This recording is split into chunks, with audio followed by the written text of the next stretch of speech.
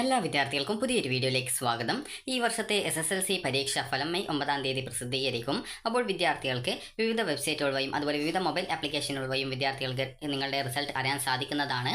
അപ്പോൾ വിദ്യാർത്ഥികൾക്ക് ഈ ഒരു മെയ് 9-ാം തീയതിയോടെ നിങ്ങളുടെ SSLC പരീക്ഷാ ഫലം അറിയാൻ സാധിക്കുന്നതായിരിക്കും. അപ്പോൾ വിദ്യാഭ്യാസ മന്ത്രി വാർത്താ സമ്മേളനം നടത്തിക്കൊണ്ടാണ് നിങ്ങളുടെ SSLCയുടെ പരീക്ഷാഫലം പ്രഖ്യാപിക്കുക.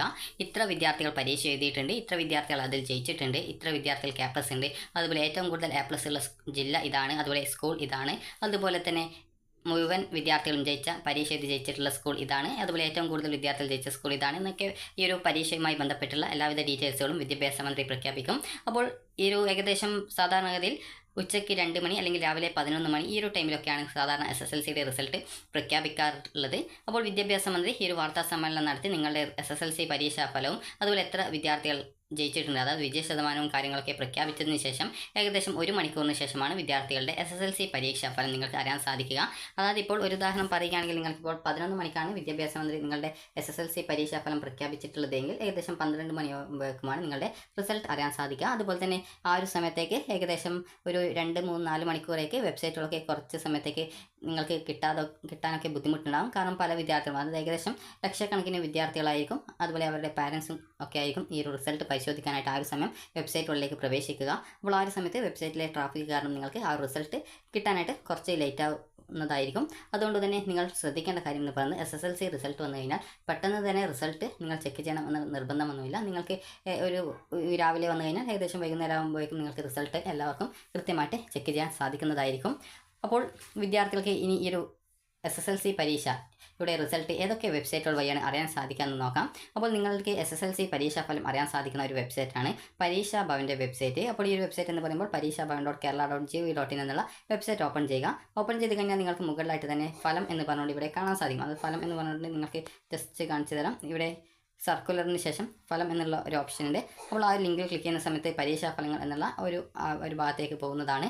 നിങ്ങളുടെ റിസൾട്ട് വന്നു കഴിഞ്ഞാൽ ഇവിടെ SSLC എന്ന് പറഞ്ഞുകൊണ്ട് ആ ഒരു റിസൾട്ട് പ്രഖ്യാപിച്ചതിൻ്റെ ആ ഒരു ലിങ്ക് കാണാൻ സാധിക്കും. ഇവിടെ നിങ്ങൾ SSLC മെയ് എന്ന് പറഞ്ഞുകൊണ്ട് കാണുന്നത് കഴിഞ്ഞ വർഷത്തെ ലിങ്കാണ്. ജസ്റ്റ് നിങ്ങൾക്ക് വേണമെങ്കിൽ അതൊന്ന് കാണിച്ചു തരാം.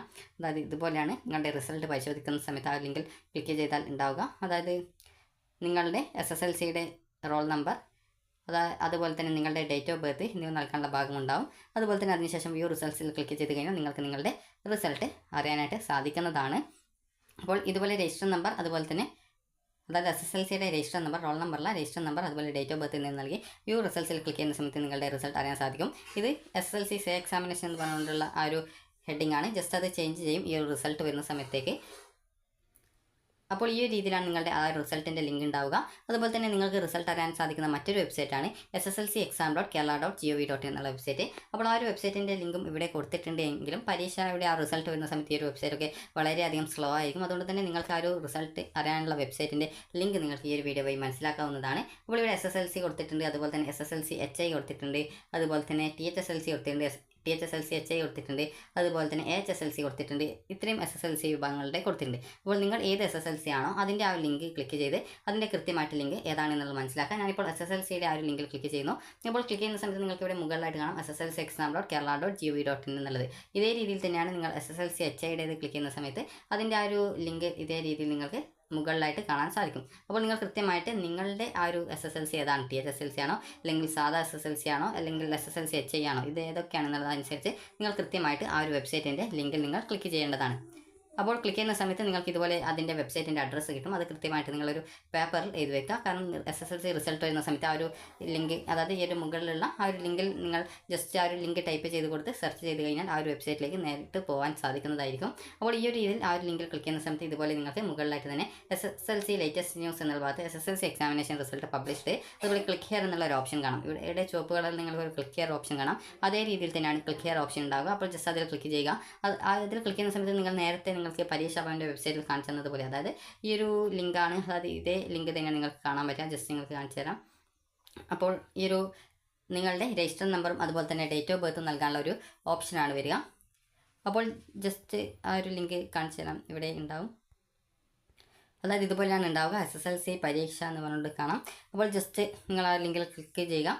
ക്ലിക്ക് ചെയ്യുന്ന സമയത്ത് ഇതുപോലെയാണ്, അതായത് ഈ ഒരു പേജ് ലോഡ് ചെയ്യുക. അതായത് ഈ ഒരു രീതിയിലാണ് SSLC എക്സാമിനേഷൻ മാർച്ച് 2025 റിസൾട്ട് എന്ന് പറഞ്ഞുകൊണ്ട് കാണാം. അവിടെ നിങ്ങൾ രജിസ്റ്റർ നമ്പർ നൽകുക, അതുപോലെ തന്നെ ഡേറ്റ് ഓഫ് ബർത്ത് നൽകുക, വ്യൂ റിസൾട്ട്സിൽ ക്ലിക്ക് ചെയ്യുക, നിങ്ങളുടെ റിസൾട്ട് അറിയാം. അതുപോലെ നിങ്ങളുടെ സുഹൃത്തിൻ്റെ രജിസ്റ്റർ നമ്പർ നിങ്ങൾക്ക് അറിയാമെങ്കിൽ നിങ്ങൾ ചെയ്യേണ്ടത് ചെക്ക് ആൻഡ് ദ റിസൾട്ടിൽ ക്ലിക്ക് ചെയ്യുന്ന സമയത്ത് ഈ ഒരു പേജ് റിഫ്രഷ് ആവും.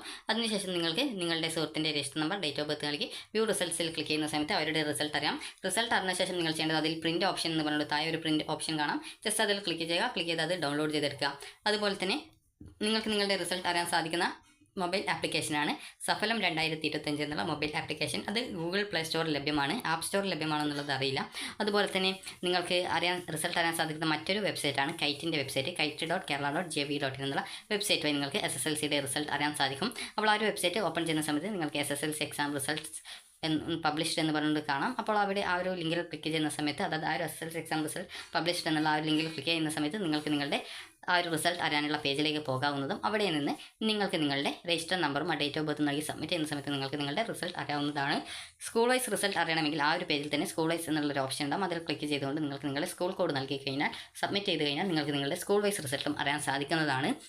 അതുപോലെ SSLC റിസൾട്ട് വന്ന ശേഷം നിങ്ങൾക്ക് റീവാലുവേഷൻ, സ്ക്രൂട്ടിനി, ഫോട്ടോ കോപ്പി എന്നിവയ്ക്കുള്ള അപേക്ഷ സമർപ്പിക്കാം. അതുപോലെ തന്നെ SSLC പരീക്ഷയിൽ ഏതെങ്കിലും വിഷയങ്ങൾക്ക് നിങ്ങൾക്ക് D ഗ്രേഡോ E ഗ്രേഡോ ആണ് നിങ്ങൾക്ക് കിട്ടിയിട്ടുള്ളതെങ്കിൽ അങ്ങനെയുള്ള വിദ്യാർത്ഥികൾക്ക് SSLCയുടെ സേ പരീക്ഷ നിങ്ങൾക്ക് ഏകദേശം അതിൻ്റെ രജിസ്ട്രേഷൻ നിങ്ങളുടെ റിസൾട്ട് വന്നത്, അതായത് മെയ് 9-ാം തീയതി വന്ന ശേഷം ഏകദേശം ഒരു മെയ് 9-ന് വന്ന് ഏകദേശം ഒരു മെയ് 16-ാം തീയതിക്കുള്ളിൽ നിങ്ങൾക്ക് ഈ ഒരു സേ പരീക്ഷയ്ക്കുള്ള അപേക്ഷ ആരംഭിക്കും. അപ്പോൾ ആ ഒരു സമയത്ത് വിദ്യാർത്ഥികൾ ഈ ഒരു അപേക്ഷ സമർപ്പിക്കുക. അപ്പോൾ ഈ ഒരു സേ പരീക്ഷയുടെ അപേക്ഷ സമർപ്പിക്കേണ്ടത്, അപ്പോൾ SSLCയുടെ സേ പരീക്ഷയ്ക്കുള്ള അപേക്ഷകൾ നിങ്ങളുടെ റിസൾട്ട് വന്ന് ഏകദേശം ഒരു 7 ദിവസത്തിനുള്ളിൽ തന്നെ, അതായത് ഒരു 2-3 ദിവസത്തിനുള്ളിൽ തന്നെ ആരംഭിക്കും. അപ്പോൾ നിങ്ങളുടെ സ്കൂളിലെ ഹെഡ് മാസ്റ്റർക്കാണ് ഈ ഒരു അപേക്ഷ നൽകേണ്ടത്. ഒരു വിഷയത്തിന് 75 രൂപയാണ് ഫീസ് വരിക. സർട്ടിഫിക്കറ്റ് ഫീസ് 20 രൂപയാണോ 10 രൂപയാണോ എന്നുള്ള ഡൗട്ട് ഉണ്ട്. അപ്പോൾ അത് ആ ഒരു രീതിയിൽ ചെറിയൊരു ഫീസ് മാത്രമേ വരുന്നുള്ളൂ. അപ്പോൾ നിങ്ങൾ തോറ്റ സബ്ജക്റ്റുകളെല്ലാം നിങ്ങൾ സേ പരീക്ഷ എഴുതുക. അതിനുശേഷം അത് ജയിച്ച് പരീക്ഷ ജൂൺ മാസത്തിലാണ് ഉണ്ടാവുക, റിസൾട്ട് ജൂലൈയിലാണ് വരിക. അപ്പോൾ കൃത്യമായിട്ട് ആ ഒരു സേ പരീക്ഷ എഴുതി ജയിക്കാനായിട്ട് ശ്രദ്ധിക്കുക. അതുപോലെ SSLC പരീക്ഷയിൽ ഇമ്പ്രൂവ്മെൻ്റ് ഇല്ല. നിങ്ങൾക്ക് സേ പരീക്ഷ, അതായത് തോറ്റ വിദ്യാർത്ഥികൾക്ക് സേ പരീക്ഷ മാത്രമേ ഉള്ളൂ. അപ്പോൾ നിങ്ങൾക്ക് ഈ ഒരു വീഡിയോ ഉപകാരപ്രദമായിട്ടുണ്ടെന്ന് കരുതുന്നു. എല്ലാ വിദ്യാർത്ഥികൾക്കും നിങ്ങൾ പ്രതീക്ഷിച്ച മാർക്ക് തന്നെ കിട്ടട്ടെ എന്ന് ആശംസിക്കുന്നു. അപ്പോൾ ഈ ഒരു വീഡിയോ നിങ്ങൾക്ക് ഉപകാരപ്രദമായിട്ടുണ്ടെങ്കിൽ ലൈക്ക് ചെയ്യുക, ഷെയർ ചെയ്യുക. Thank you for watching.